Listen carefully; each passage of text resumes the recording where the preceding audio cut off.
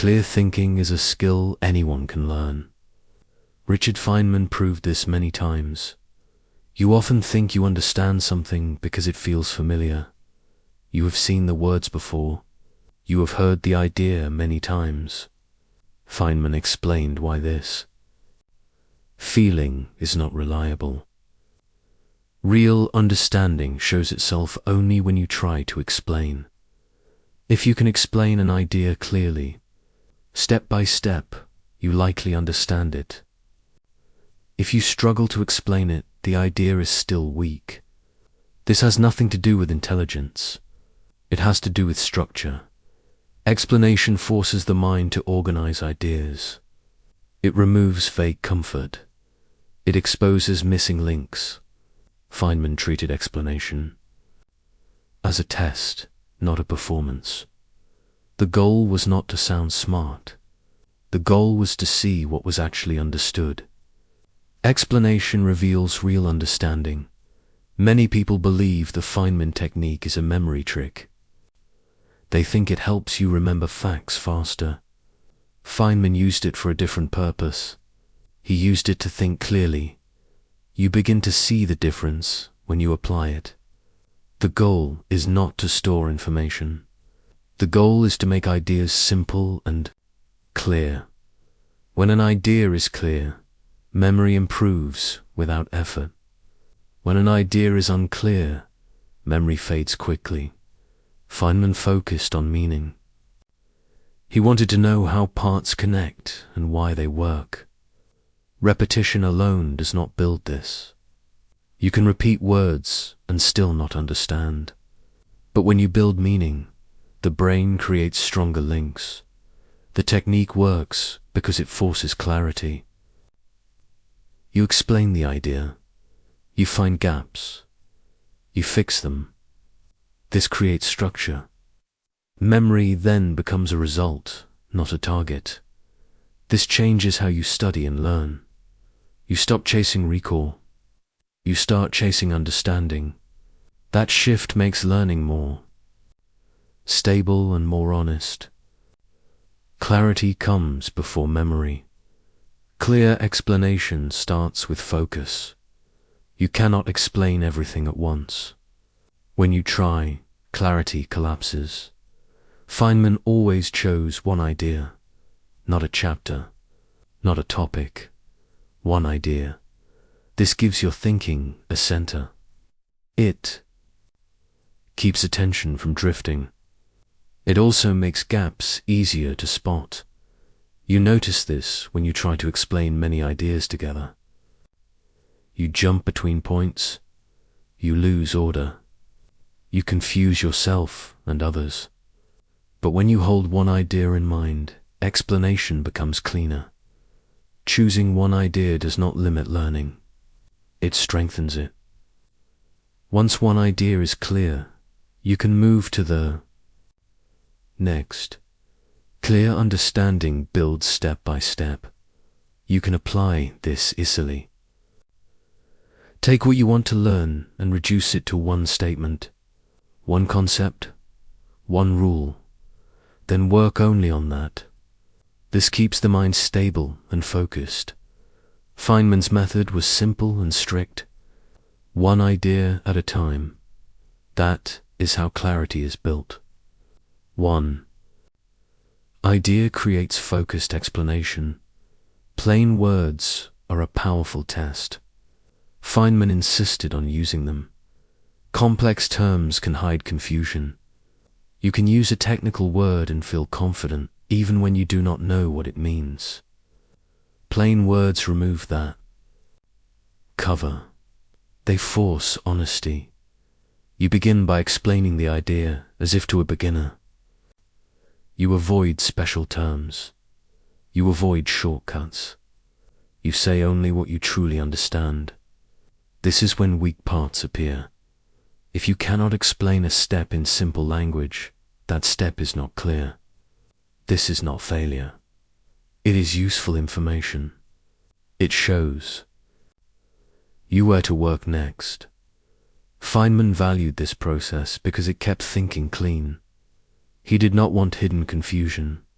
He wanted ideas that could stand on their own. Plain language reduces mental load. It also improves focus. When you train yourself to explain simply, you train your mind to think clearly. Simple explanation is not childish. It is precise. Plain words expose weak thinking. Gaps appear when you explain. Feynman treated this as the most important part of learning. You begin explaining an idea, and suddenly you pause. You do not know what comes next, or you know the words, but not the reason. That pause is the gap. Many people avoid this moment. They skip over it. They use vague phrases to move on. Feynman did the opposite. He stopped there.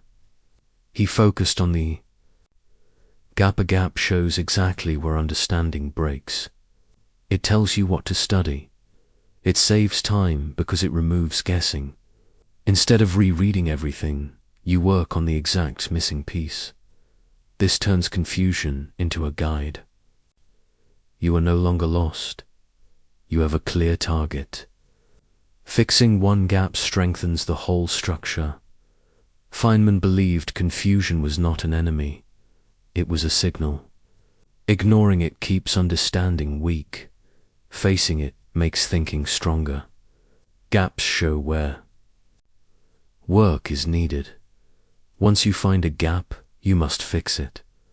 Feynman did not guess. He did not decorate confusion. He returned to the source. The source could be a book, a paper, a fact, or a test. The key rule is simple. Do not move forward with a broken step. Repair it first. You read again, but now with a clear goal. You are not reading everything. You are reading to fix one missing link. This makes learning efficient. When the gap becomes clear, the explanation improves. The idea becomes stronger. The structure becomes more stable. Feynman trusted this process because it worked. Guessing creates weak knowledge. Fixing gaps creates strong knowledge. You begin to see a pattern. Explanation reveals gaps. Gaps guide. Study. Study repairs structure. Structure leads to clarity. This cycle is the heart of the technique. Fixing gaps builds solid understanding. After fixing gaps, Feynman rebuilt the explanation. He did not rely on notes. He did not reread while explaining. He tested the structure directly. Rebuilding forces active thinking. The mind must produce the idea, not recognize it. This is a strong test of understanding. If the explanation flows, the structure is solid. If it breaks again, more work is needed. This feedback is immediate and honest. You begin to notice how different this feels from passive study. Reading feels easy. Rebuilding feels demanding. But rebuilding creates real learning. This step also strengthens memory. When you rebuild, you connect parts again. You create clear paths in the mind. These paths last longer than repeated reading. Feynman valued rebuilding because it removed false confidence. You cannot fake reconstruction. Either the idea holds, or it does not. Rebuilding proves clarity. Extra details weaken explanation. Feynman removed them on purpose. You may think more detail means better understanding. Often it means the opposite.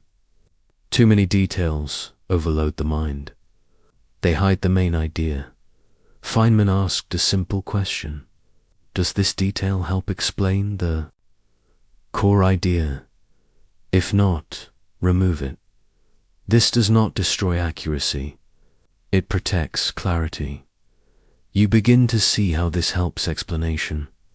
With fewer parts, the structure becomes visible. Each step stands out. The idea becomes easier to follow and easier to remember.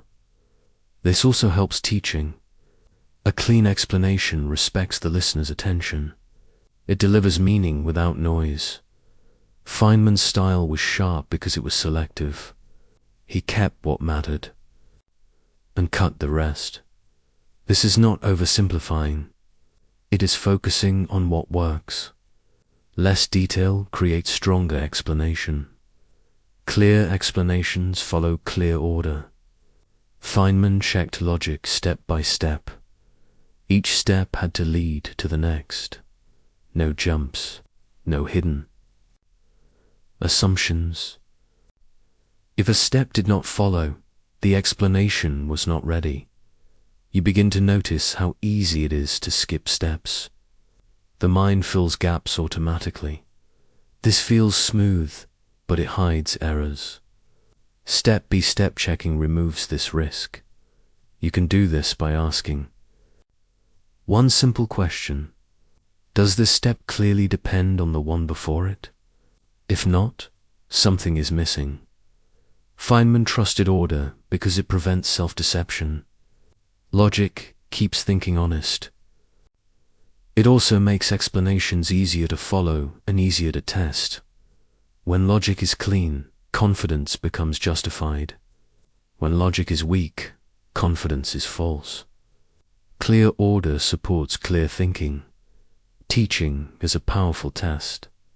Feynman used it often. When you teach, structure matters. You cannot skip steps. You cannot hide confusion. Missing parts become obvious. You begin to see how this improves thinking. Teaching forces clarity. It forces order. It forces simple language. These are the same tools used in the technique. The listener does not need to be real. You can teach an imaginary person. The effect is the same. If the explanation holds, understanding is strong. If it breaks, more work is needed. Preparing to teach improves learning. Feynman used this naturally. Teaching was part of his thinking process. Teaching is not about showing knowledge. It is about testing it. Teaching confirms understanding. The Feynman technique works best when it becomes routine. One use is helpful. Daily use changes how you think. You choose one idea. You explain it in plain words. You find gaps.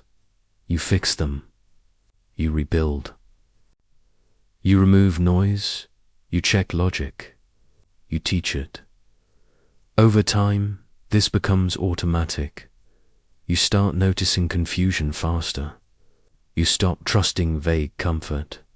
You demand clarity by habit. Feynman did not treat this as a study trick. He treated it as a way of thinking. Explanation became his tool for truth. When you practice this daily, clear explanation becomes normal. Thinking becomes cleaner. Learning becomes more stable. Daily practice builds clear explanations.